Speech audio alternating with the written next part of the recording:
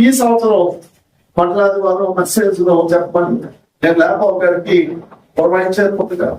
మరి వారు చెప్పిన రీతిగా మన మధ్యలోకి వచ్చారు. వారు దేవుని సందేశాన్ని అందించాల్సిందిగా మనం ఆహ్వానిస్తున్నాను.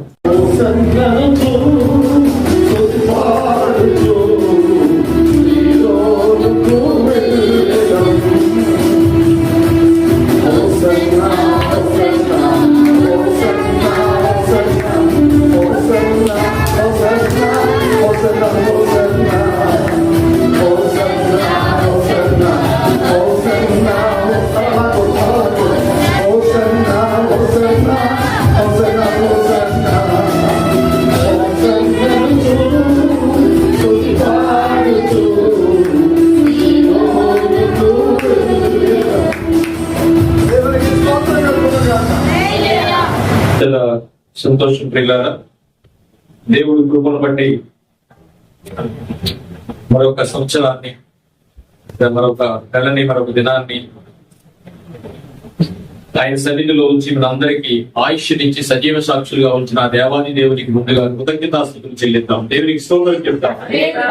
కొన్ని మాటలు చెప్పడానికి నాకు ఇచ్చిన అవకాశానికై వారి కుటుంబానికి నా హృదయపూర్వక వందనాలు తెలియజేస్తూ, అలాగే కూడి వచ్చిన క్రైస్తవ కుటుంబమైన మీ అందరికీ యేసువారి పేరు శుభాభివందనాలు తెలియజేస్తున్నాను.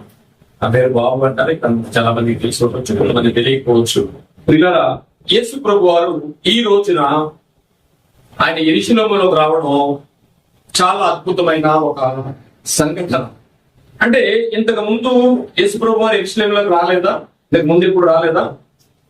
ఇంచుమించు సుమారు 11 సార్లు ఆయన యెరూషలేముకు వచ్చినట్లుగా ఆయన బోధించడానికి కానివ్వండి, అనేక విషయాలు, అనేక కాంటెక్స్ట్ కొరకు ఆయన యెరూషలేములోకి వచ్చింది సుమారు 10 దాటే ఉంటుంది అనమాట.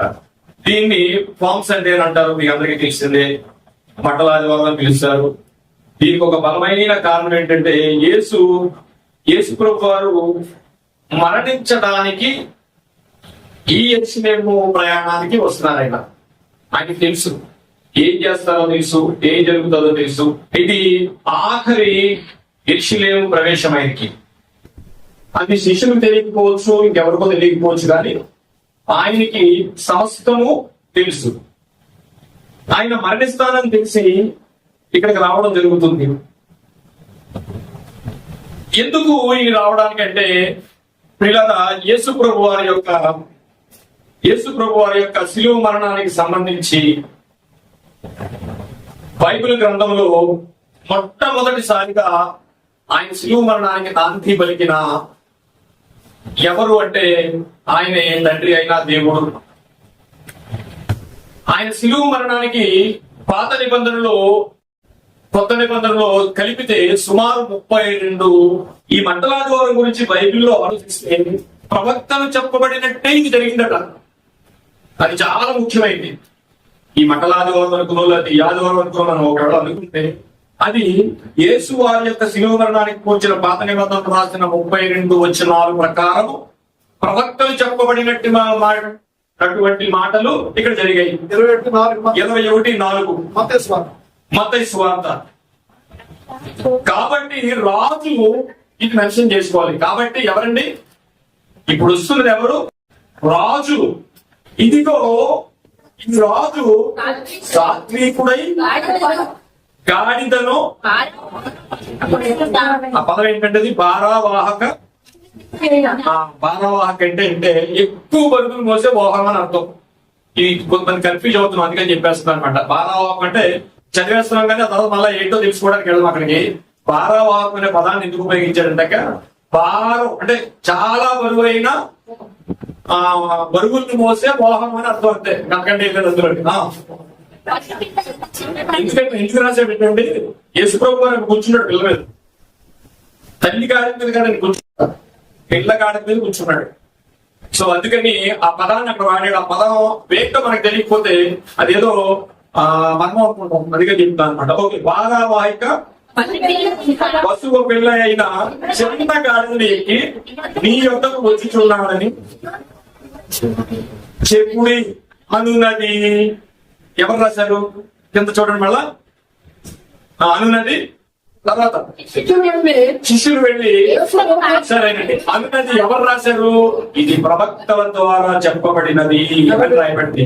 ఎవరు చెప్పారు? ఎవరు జరిగింది? ఏం జరిగింది అంటే 4వ వచనం, ప్రవక్తలు చెప్పినది నెరవేరినట్లు ఇది జరిగను. అదేమనగా ఎవరు చెప్పింది? ఎవరు చెప్పారు? జకరయ్య గారు రాసినట్టుగా మనకు ఒక వచనాన్ని చూసుకుందాం. జకరయ్య గారు రాసిన గ్రంథము 9వ అధ్యాయము 9వ వచనం, యెరూషలేము నివాసులారా బహుగా సంతోషించుడి, ఉల్లాసముగా ఉండు, ఈ రాజు నీతిపరుడును గాడిదను గాడిద పిల్లను ఎక్కి ఈ దీనుడనై గాడిద పిల్లను అనగానే చాలా సందేశాలు మనం విన్నాం. ఏ సందేశాలు విన్నామంటే ఇది ఒక గాడిదనగా మనం వాళ్ళది కట్టులు ఇప్పమన్నాడు అనగానే మనకున్న హ్యాబిట్స్ ని అలవాటుల్ని ఇవన్నీ తెంచేయమని ఇది అన్ని అనేక కోణాల్లో వాక్యం ఏ విధంగానైనా మనం మాట్లాడవచ్చు కనుక అనేక విషయాలు మనం విన్నాం. కానీ ఇక్కడ ప్రధానమైనది ఏంటంటే ఆయన రాజు. సుమారు 10 సార్లు యెరూషలేములోకి వస్తున్నప్పుడు ఎవరు ఆయన రాజు అనలేదు కానీ సంబోధించలేదు. కానీ ఇప్పుడు ఏమంటుందంటే ఆయన రాజుగా వస్తున్నాడు అని చెప్పండి. ఈయన ఎవరంటే ఒకవేళ ఈ విషయంలోనే మనం ఒకవేళ అంశాన్ని రాసుకుంటే లోకమెరిగిన రాజండి. లోకమెరిగిన రాజు రారాజు, యుగ యుగాలకి ఈయనే రాజు. దేవునికి స్తోత్రం. ఏదో బాగుంది కనుక అవసరం అయితే టైటిల్ కూడా అదే పెట్టేసుకున్నాం. ఎవరండి ఈయన? లోకమెరిగని రారాజు. రారాజు అంటే ఇప్పుడు మన భారతదేశంలో మోడీ గారు ఉన్నారు, ఒక తర్వాత కింద ఎవరు ఉంటారు. ఇది కాదు, ఇది కాదండి. ఇది చెప్తున్నది భారతదేశం. సూర్యుని కింద ఆరిన నేల మీద భూమి మీద ఉన్న జిల్లాలు మొదలుకొని, రాష్ట్రాలు మొదలుకొని, దేశాలు మొదలుకొని, ఖండాలు మొదలుకొని భూమి మీద ఉన్న యావత్ సృష్టికి ఈయన రాజు. అందుకే మరి వాడు ఏమనుకుందాం అంటే అండి, లోకానికి ఇది రాజు తెలియదు. సకల యుగములలో రాజు. సకల యుగములలో రాజు. 17 ఆ రాజు ఎవరండి? ఇప్పుడు ఈ భూమి మీదకి అంటే ఈ గాడిద పిల్లనికి యెరూషలేములోకి రావడం చాలా చిన్నదిగా తీసుకుంటే చాలా పొరపాటు. ఎందుకంటే ఆయన రాజు ఏదో జిల్లాకి కాదు, రాష్ట్రానికి కాదు, దేశానికి కాదు, అలా అని ఖండానికి కాదు, ప్రపంచానికి రాజు ఆయన. ఏ ప్రపంచానికి? మనకి ప్రపంచాలు ఎన్ని ఉన్నాయండి? మనకి ప్రపంచాలు ఎన్ని ఉన్నాయి? ప్రపంచాలని పదం విన్నారా బైబిల్లో? ప్రపంచములు. అదేంటండి? ప్రపంచములు ఉంటాయి, ఎక్కడ ఉంటాయి? ప్రపంచం ఒకటే కదా. అవునవునవును, ప్రపంచాలు 3 ఉన్నాయి. ఒకటి మొదటి ఆకాశం పరలోకం, రెండవ ప్రపంచం భూమి, స్పేస్ మొత్తం కలిపి ఇవంతా అంతా కలిపి ఒక లోకం అయితే, కింద పాతాళ లోకంలో ఉన్నది పాతాళం అనేది ఒక లోకం. 3లో ప్రపంచములు. ఇన్ని ప్రపంచములు రాజు ఈయన, ఈ భూమికి కాదు. అలాంటి రాజు వస్తున్నాడండి. ఈ రాజు గురించి మనం మాట్లాడుకోగలిగితే ఒక అద్భుతమైన బైబిల్ గ్రంథంలో ప్రతులను మనం శోధిస్తే అద్భుతమైన ప్రతులు బయటకు వస్తాయి కదా. ఎవరి రాజు? జకరయ్య గారు రాసింది మనం చూసాం. రాజు అయితే గుర్రం ఎక్కి రావాలిగా. ఎందుకు గాడిద మీద వస్తున్నాడు? గాడిద మీద రావాల్సినంత ఇదేంటంటే ఒక విధంగా అయితే ఆయనకి ప్రవచనాలు ఉన్నాయండి. ఇగో నీ రాజు గాడిద ఎక్కి వస్తాడు అన్నాడు. ఏంటి నీ రాజు గాడిద ఎక్కి వస్తాడని ఎందుకు రాయబడింది అక్కడ? బైబిల్ని ధ్యానించేటప్పుడు 3 సందర్భాలు ప్రతి వారు వినేవారు, చెప్పేవారు మన హృదయాల్లో బాధిపోవాలి పిల్లారా. ఒకటి, ఎవరు ఎవరితో మాట్లాడుతున్నారు. మనం చదువుతున్న వాక్యంలో ముఖ్యమైన అంశం ఏంటంటే ఎవరు ఎవరితో సంబోధిస్తున్నారు. నెంబర్ 2, ఏ కాలం అని. మూడవది సందర్భం ఏమిటి. ఈ 3 విషయాలు మనకు తెలియకపోతే బైబిల్ చాలా వరకు మనకు అర్థము కాదు. ఇప్పుడు ఆయన వస్తున్నది రారాజుగా వస్తున్నాడు. యెరూషలేముకే రారాజు ఆయన కాదండి. జకరయ్య చదువుకున్నాం కదా. అయితే గుర్రం ఎక్కి రావాలి కదా. ఎందుకు గాడిద మీద వస్తున్నాడు? ఒకవేళ ఆయన రాజు అయితే ఆయనకి రాజ్యం ఉందా? రాజు సంబోధిస్తున్నాడు. రాజు ఉన్నాడు అక్కడ. రాజు ఈయనే. మన రాజ్యం సైనికులు, యుద్ధం చేసే సైనికులు, కణాలు ఎక్కడున్నాయి ఇవన్నీ. మరి ఆయన రాజు ఎలా అవుతాడు? ఎలా రాజు అవుతాడు అని, ఎందుకు గాడిద మీద వస్తున్నాడు అనేది ఒక చిన్న విట్నెస్ మనం చూద్దాం. ఇశ్రాయేలీయులలో యోధా రాజులలో ఒక సాంప్రదాయం ఉంది. అంటే ఎందుకు గాడిద మీద వస్తున్నాడు అనేది చాలా కోణాల్లో చాలా మంది విన్నాము, చెప్పాము, అయిపోయింది, బానే ఉంది, అన్ని కరెక్టే. కానీ ఇంకా లోనకి వెళితే ఎందుకు యేసు ప్రభు వారు నిజమైన రారాజు ఈ దేశానికి, ప్రపంచానికి, ఆ రాజు ఎలా రావాలంటే సాంప్రదాయబద్ధంగానే రావాలి కనుక గాడిద ఎక్కాడు. దాని గురించి మనం ఆలోచించగలిగితే మత్తయి సువార్త 2:12-1 తూర్పు దేశపు కాకుండా ఆయన రాజు కదా, తూర్పు దేశపు జ్ఞానంలో యోధరాజుగా వచ్చి యోధరాజుగా పుట్టినవాడు ఎక్కడున్నాడు అని అడిగాడు కదా. అంటే అడిగాడు ఎవరైనా యూదులకు రాజుగా పుట్టినవాడు ఎక్కడున్నాడు అంటే అప్పుడే మనకు ఆయన అర్థమైపోయింది. ఆ మాటలు యోధా దేశానికి మాత్రమే రాజుగా మనకు అర్థమైపోయింది. ఇక రెండవది పోతే పిలాతు అడిగాడు, రాజువా? ఉన్నట్టే నువ్వన్నట్టయా డాష్ సాంఖ్యత పలికిచ్చాడు. సో ఈ రాజు దేనికి రాజు, ఎక్కడ రాజు, ఏది రాజ్యం, ఏది తనకి కణాలు, ఏది కత్తులు కటారులు, ఎక్కడుంది సైన్యం, ఎక్కడుంది సైన్యం అనుకుంటే రాజు అయితే గాడిదని ఎందుకు ఎక్కాడనే విషయాన్ని మనం ఆలోచిస్తే పిల్లారా ఆలోచిద్దాం. ఇశ్రాయేలీలో చాలా యోధా రాజులు, ఎన్ని గుర్రాలున్నా ఎన్ని రథాలున్నా వాళ్ళ యొక్క ఆచారం, ఇశ్రాయేలీలో కానీ యోధా రాజులలో కానీ వాళ్ళ ఆచారం ఏంటంటే ఇది ఒక కంచర గాడిదను వాడే సాంప్రదాయం వాళ్ళకు ఉంది. ఎప్పుడైతే రాజు అయ్యాడో, రాజుగా చేయాలనుకున్నాడో ప్రప్రథమంగా ముందు ఇశ్రాయేలీలో కానీ యోధా రాజ జనాంగంలో కానీ యోధా సంప్రదాయంలో కానీ గాడిద మీద ఊరేగిస్తారు. ఇక గాడిద మీద యుద్ధాలు చేసింది కూడా ఉంది, ఇక గాడిదని ప్రజెంట్ చేసినట్టుగా కూడా ఉంది. ఒక చిన్న విషయం చదువుకున్నది 2 సమూయేలు గ్రంథము 18:9. 2 సమూయేలు గ్రంథము 18:9. అబ్షాలోము కంచర గాడిని ఎక్కిపోవచ్చు. చాలండి ఏమండి, అబ్షాలోం అనే రాజు కంచర గాడి మీద వచ్చాడట. ఒక కాంటెక్స్ట్ లో జరిగింది అది.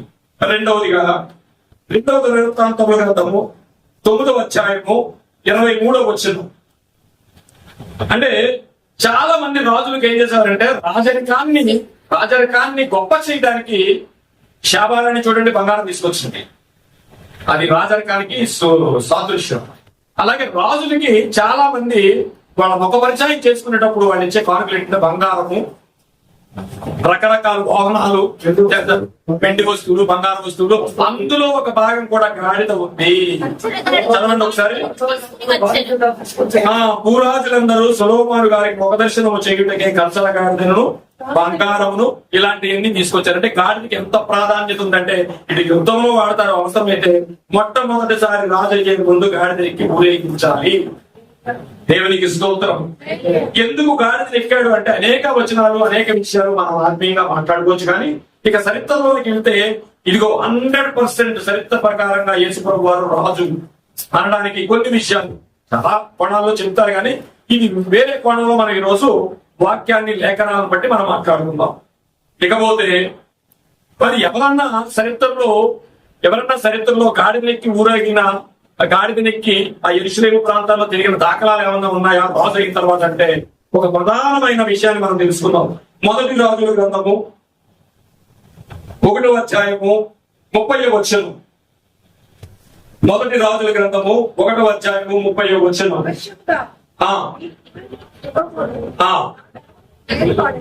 ఇక్కడ విషయం ఏంటంటే దావీదు గారు రాజుగా ఉంటుండగా తన కుమారుడు విరోధముగా ఈ రాజుగా ప్రకటించుకోవడానికి అనేక మంది రాజులని కోడుకట్టుకుని దావీదు గారి మీదే ఎదుర్కొనడానికి తన కుమారుడు ఏం చేశాడంటే ఒక పన్నాగం పొందుతూ పక్క నుంచి ఒక ఫామ్ చేసుకున్నాడు, ఒక ఎమ్మెల్యేలను ఫామ్ చేసుకున్నట్టు ఒక పక్కకి వెళ్ళి ఫామ్ చేసుకుంటున్న పరిస్థితుల్లో వెంటనే ఆ సమాచారం ఎవరికి తెలిసిందంటే దావీదు గారికి తెలిసింది. కానీ ఆ రోజు రాజుగా అక్కడ ఎవరు నిలబెట్టారంటే ఇదిగో సొలొమోను గారికి పట్టాభిషేకం కట్టాలి. వెంటనే ఏం చేశాడంటే అది మనం 37లో చదువుకున్నది, ఇశ్రాయేలీయుల మీదను యూదా వారి మీదను రాజుగా చేయుటకు అధికారిగా నియమించి ఉన్నాడు. అక్కడ అప్పుడు ఏం జరిగిందంటే 33 చూడండి ఒకసారి. అంతటా రాజు ఏలిన వాడైన నా సేవకుడు తీసుకొని నా కుమారుడైన సొలొమోనును నా కంచరగాడ దండలే చేసుకోండి. ఒక కంచరగాడ దండలేదండి, ఇది ఆచారం. గాడిద మీద రాజు ఊరేగి రావాలి అనేది ఇశ్రాయేలు యోధా రాజ్యాంగంలో అది ఆచారము, నియామకం, అది ప్రప్రదమైన ఆజ్ఞ. అందుకే ఎవరైతే రాజున్నాడో ఆ రాజు గాడిద మీద నీకు రావాల్సి వచ్చింది. ఎవరు రాజు కావాల్సిన సొలొమోను. ఇదిగో నా గాడిద మీద అన్నాడు చూడండి. ఇక నా గాడిద మీద అంటే అది చాలా ప్రధానమైన విషయం అన్నమాట. చదవండి. నా కంచది గాడిద మీద ఎక్కించి దిగోనుకు తీసుకొని పోయి రాజైన నాతానుతో, ఆయన యొక్క ప్రవక్త అయిన నాతాను వాళ్ళతో ఉన్నాడు. నాతానుతో చెప్పండి, ఇగో నాతాను గారు నా కుమారుని ప్రప్రదంగా నా కుమారుడు నా మీద రాజకీయం చేస్తున్నాడు.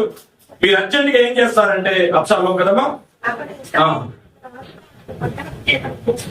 చేసిన తర్వాత బాకానాదము చేసి చిరంజీవి అగును కాకని ప్రకటన చేయవలను. సో ఇదే దావీదు కుమారుడైన యోసన్న అనే పదం. ఏం బాకానాదం చేసుకుని వచ్చారండి సొలొమోనుకి తెప్పించడానికి? అదే ఇప్పుడు మనం చూస్తుంది. దావీదు తనయ హోసన్న, ఏమండి? రాజా హోసన్న, దావీదు తనయ హోసన్న, ఒరిసినాలుగా ఊరేగలిసిన ఒక సొలొమోను గారికి చేయించినట్టే ఇప్పుడు ఈయన ఎవరి కుమారుడు? దావీదు కుమారుడు. నాట్ ఓన్లీ ఆర్డర్ యేసు ప్రభు, దావీదు కుమారుడు. అందుకని గాడిద మీద ఆయన రావాల్సి వచ్చింది. ఇది సాంప్రదాయం, రాజ నిబంధన యోధా రాజ్యంలో. అవునండి, యోధా రాజ్యంలో రాజ్య నిబంధన. సో అంతట దావీదు నా కుమారుని తీసుకొచ్చారు. ఇదండి, ఇదే జరుగుతుంది సాంప్రదాయ ప్రకారంగా. పాత నిబంధనలో వచ్చిన 33.5 సంవత్సరాల తర్వాత యేసుప్రభు వారు కూడా మత్తయి సువార్త 28:9-10 జన సమూహం ఆయన ముందు చూడండి, ఒకసారి చదవండి. మత్తయి సువార్త 28:9-10 జన సమూహములో ఆయనకు ముందు వెళ్ళుచుండిన వారు. చూసారండి, అక్కడ సొలొమోను గారికి ఎలా జరిగిందో నాతాను గారు ఆధ్వర్యంలో, ప్రవక్త నాతాను గారి ఆధ్వర్యంలో ఈ రోజు కూడా సామాన్య ప్రజల ముందు ఇక యేసుప్రభు వారికి వీధుతూ ముందుకుతూ వెనకాల ముందు కూడా ఆయనకి ఏం చేస్తున్నారట? మంటలు పట్టుకున్నారు. మంటలు చెయ్యొచ్చా చేయకూడదంటే అక్కడ యేసుప్రభు వారు మంటలు అనేవారు. మంటలు మీరు పరచొద్దని అనుకుంటే ఆ రోజే చెప్పేసేవాడు. అంటే కొన్ని వింటా ఉంటాం, మంటలు పట్టుకుని వెళ్ళకూడదు ఆదివారం కొన్ని మాటలతో మాట్లాడుతూ ఉంటారు. ఆ రోజు యేసుప్రభు నాకు మంటలు అంటే ఇష్టం నా పేరని చెప్పేసేవాడు ఆయన. సో ఆయన యాక్సెప్ట్ చేసాడు కనుక మనం మంటలు పట్టుకుని జరగవచ్చు. ఓకే, సో ఆ ఆచారానికి సూచనగా రాజుగారికి ప్రతిష్ఠ చేసిన వారు ఏం చేశారు? మంటలు తప్ప ఇంకా తర్వాత ఇంకేం వేశారు? వారి యొక్క వస్త్రములు. వస్త్రములు ఎందుకు వేశారు?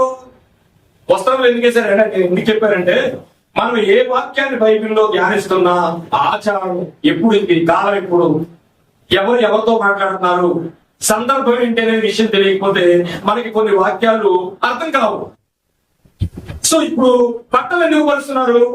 గాడిద ఎందుకు ఎక్కేమో మనం తెలుసుకున్నాం. ఇప్పుడు బట్టలు పరుస్తున్నారట. ఆచారం మనకు ఉందండి? లేదు. అప్పుడు ఉంది. ఎందుకు పరిచారు చూద్దాం. 2వ రాజుల గ్రంథము 9వ అధ్యాయము 13వ వచనం.